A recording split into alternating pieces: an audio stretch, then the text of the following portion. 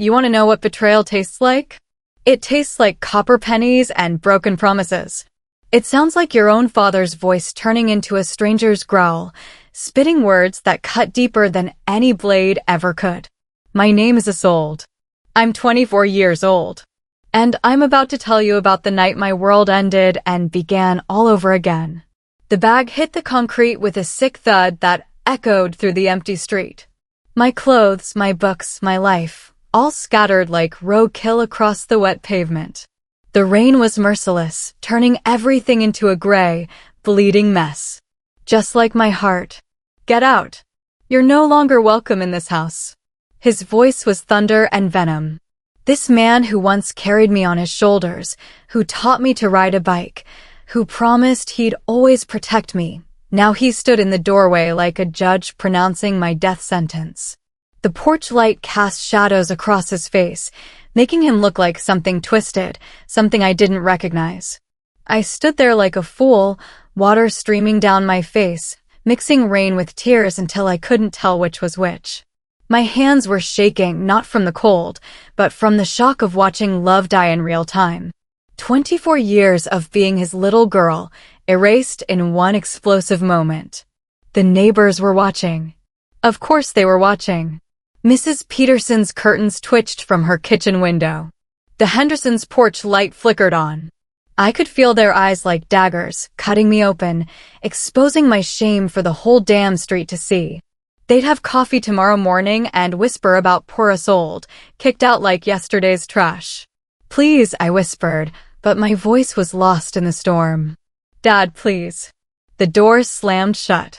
The sound was final, absolute, like a coffin lid closing. That was the moment I learned what it feels like when home spits you out like poison. Before we go any further, I need something from you. Drop a comment below with your country and what time it is right now. Whether it's midnight in New York, afternoon in Canada, or sunrise in Australia, I want to know. Don't just sit back like a silent ghost. Tell me where in the world you are. Because right now, I need to know I'm not alone in this darkness. I bent down and started gathering my things. My fingers were numb, fumbling with wet fabric and soggy papers. A photo of us from last Christmas fell face down in a puddle, his arm around my shoulders, both of us smiling like we had forever. The water had already started bleeding the colors away. The smell hit me then. Wet pavement mixed with betrayal has its own scent, metallic and rotten, like something dying. Every breath felt like swallowing glass. The neighbors' whispers carried on the wind, fragments of judgment and pity that made my skin crawl. Always knew she was trouble. Poor Mr. Davidson, what that girl put him through. Should have seen this coming. Liars. All of them. They didn't know anything. They didn't know about the phone calls I'd been getting, the threats, the way my father's face had been changing over the past months. They didn't know about the secrets I'd stumbled onto, the truth that had torn our family apart from the inside. I dragged myself to the bus stop 3 blocks away, my bag leaving a wet trail behind me like blood from a wounded animal. The bench was cold and unforgiving, metal that bit through my soaked clothes. Cars passed by, their headlights sweeping across me like searchlights, but no one stopped. No one cared. I was invisible now, erased from existence. My phone buzzed. For one desperate second, I thought it might be him, calling to say he was sorry, that it was all a mistake. But it was just a notification.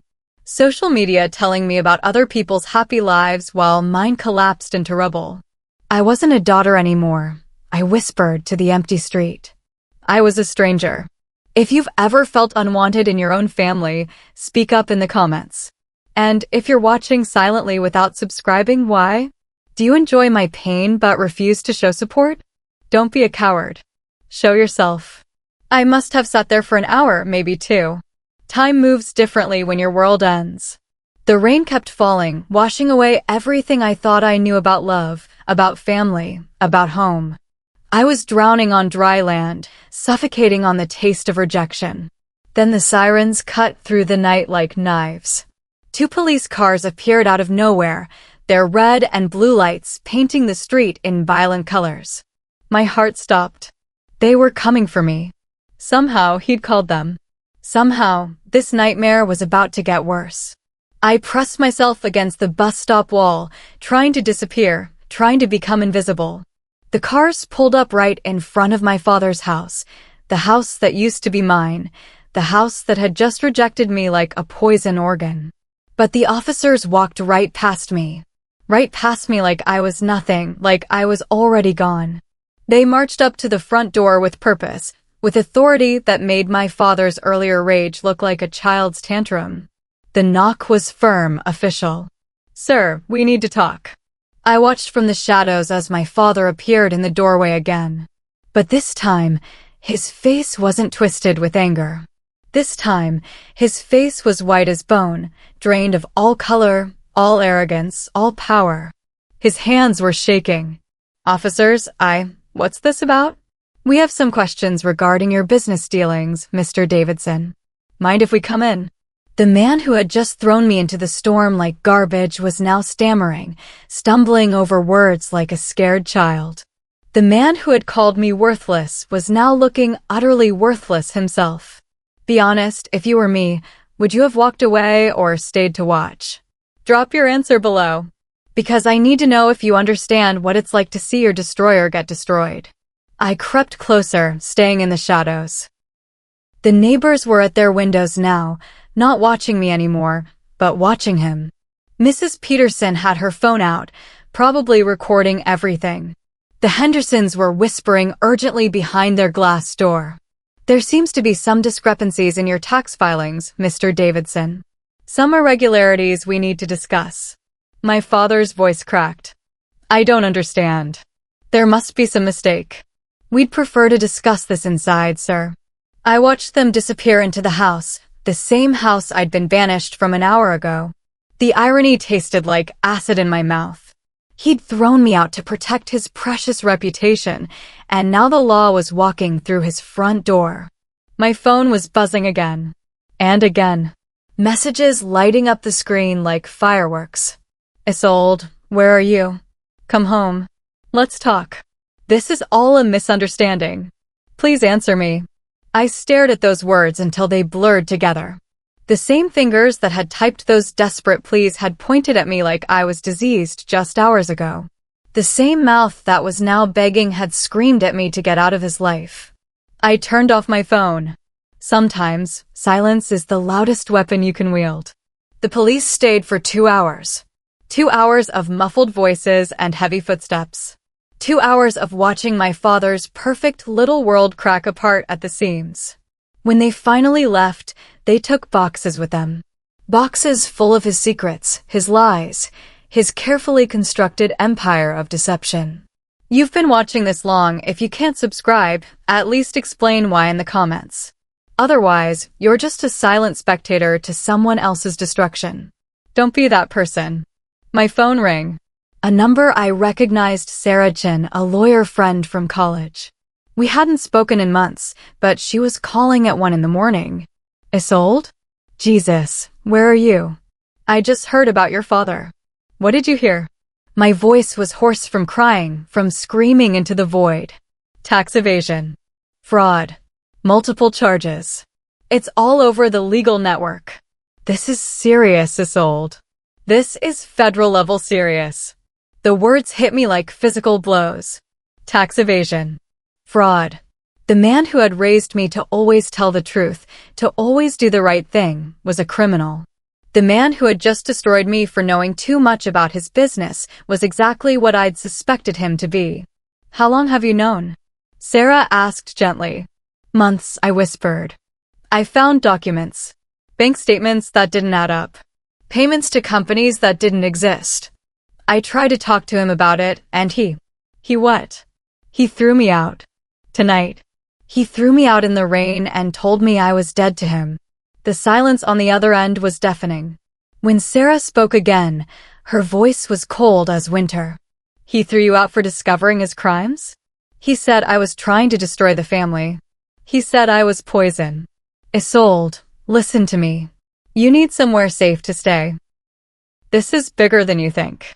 If they're building a case, they might want to talk to you. You might be the key witness they need. Key witness. The words tasted like power and terror all mixed together. I was no longer just the daughter who'd been discarded. I was the one who could bring down the man who'd tried to destroy me first. The next few weeks blurred together like a fever dream.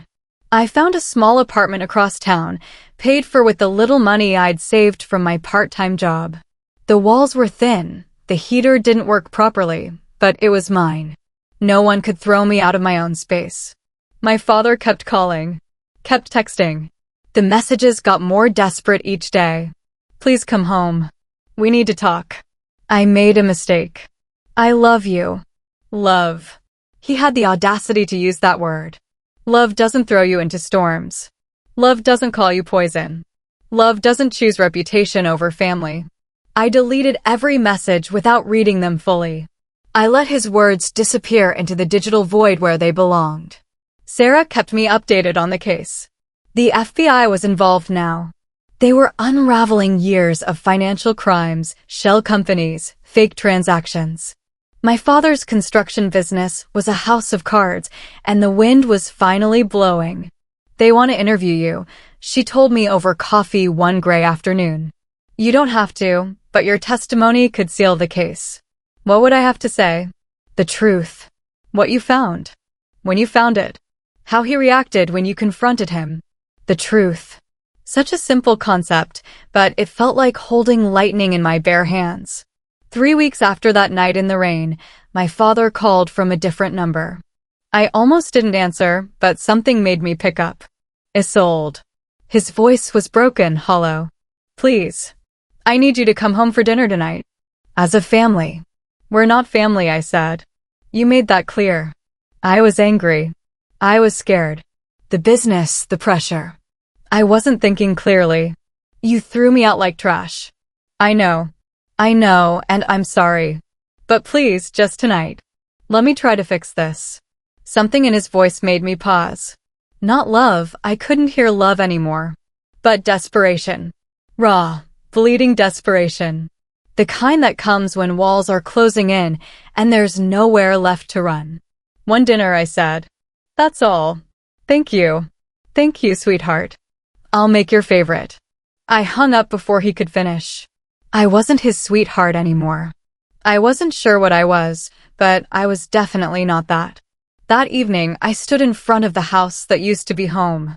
The same porch where he'd screamed at me, the same door he'd slammed in my face. But now the lights were on, warm and welcoming, like nothing had ever happened. Like that night in the rain was just a bad dream. I walked up those steps not as a broken daughter, but as something else entirely. Someone else entirely. The girl who'd begged in the rain was gone. In her place stood a woman who'd learned to survive, who'd learned that sometimes the people who hurt you the most are the ones who claim to love you. Mrs. Peterson was watching from her window again. But this time, I met her gaze. This time, I wasn't ashamed. She looked away first. She's back, I heard someone whisper. But different. Yes, different. Harder. Colder. Stronger. My father opened the door before I could knock. His face was gaunt, older than his 52 years. His eyes were bloodshot, desperate. Isolde. You came. I said I would. The house smelled like roast chicken and fake normalcy. He'd set the dining room table with our good china, like this was some kind of celebration. Like we were still a family that celebrated things together. Sit, please. Dinner's almost ready. I remain standing. Before we eat, I want to know something. Anything. When you threw me out that night, what exactly did you think would happen? Did you think I'd disappear? Did you think I'd die in the rain? What was the plan, Dad? His face crumpled. I wasn't thinking. I was terrified. The investigation, the questions, and then you with those documents. Those documents that proved you're a criminal. It's not that simple. Isn't it? I walked closer to him, and for the first time in my life, he stepped back from me. You stole money. You lied to the government. You built fake companies to hide your crimes. How is that not simple? It was just creative accounting. Everyone does it. I never meant for anyone to get hurt. But someone did get hurt, didn't they? Me. Your own daughter. I got hurt when you chose your lies over my life. He was crying now, actual tears streaming down his face. The man who'd seemed so powerful, so untouchable just weeks ago, was falling apart in front of me. It was all a misunderstanding, he whispered. We're still family. The words hit me like a slap. Still family. After everything he'd done, everything he'd said, he thought we could just go back to pretending. Family doesn't throw you into the rain like trash, I said quietly. I know I hurt you. But we can fix this. We can be what we were before. Before you became a criminal? Before you chose money over your daughter? Before you called me poison and threw me away like I was nothing. I didn't mean. You meant every word. And now that the police are closing in, now that your perfect little world is crumbling, suddenly you want your family back. Suddenly you remember you have a daughter. I pulled out my phone and showed him a news article I'd saved. You want to know what I've been doing these past 3 weeks? I've been talking to reporters. I've been talking to the FBI. I've been telling them exactly what I found in your office, exactly what kind of man you really are. His face went white. Isolde, no. You don't understand what you're doing. I understand perfectly.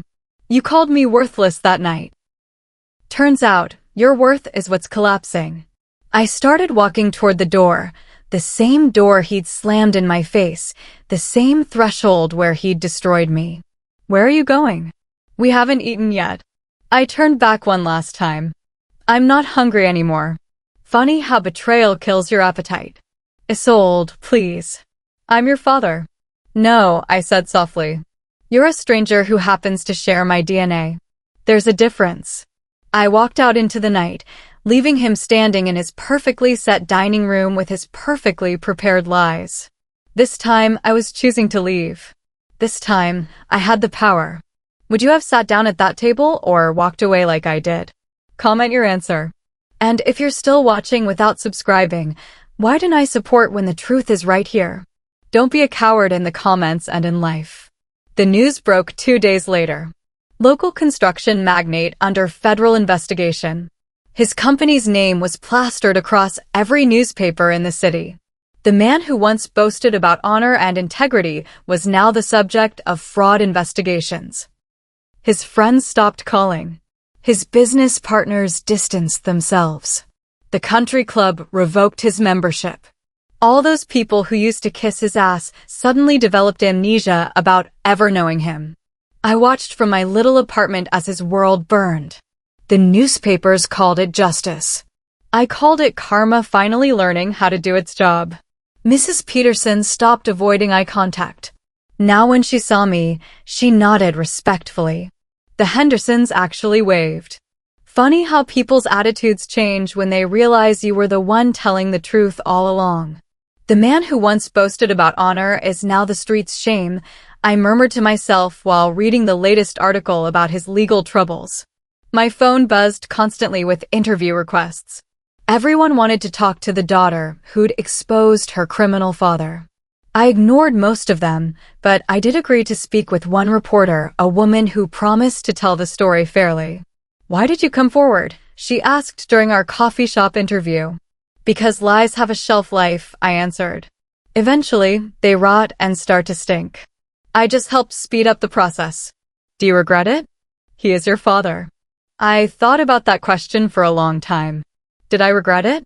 Did I regret choosing truth over family loyalty? Did I regret destroying the man who'd tried to destroy me first?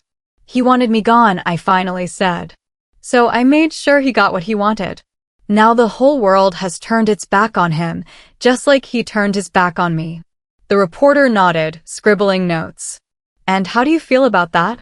I feel free.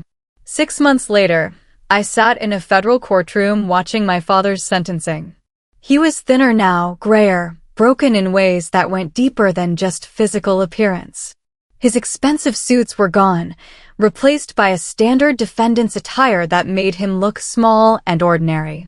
The judge was a stern woman in her 60s with steel gray hair and eyes that had seen too much human weakness to be impressed by crocodile tears. Mr. Davidson, you have been found guilty of tax evasion, wire fraud, and money laundering. These crimes span a period of 7 years and involve the theft of over $2 million in unpaid taxes and fraudulent business dealings. My father kept his eyes down, his hands folded like he was praying. Maybe he was. Maybe he was finally asking forgiveness from someone who might actually have the power to grant it.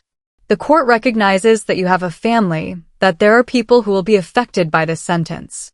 However, the law is clear about the consequences of such deliberate and sustained criminal behavior. I watched his face as the judge continued. He looked toward me once, just once, his eyes pleading for something I couldn't give him anymore. Sympathy, maybe? Forgiveness. Love. I didn't flinch. I didn't look away. I met his gaze with the same cold indifference he'd shown me that night in the rain. Therefore, this court sentences you to 5 years in federal prison, followed by 3 years of supervised probation.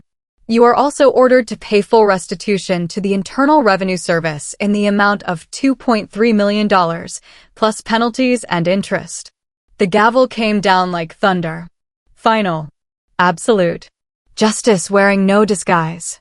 My father's shoulders shook, whether from fear or grief, or just the weight of consequences finally catching up to him, I couldn't tell.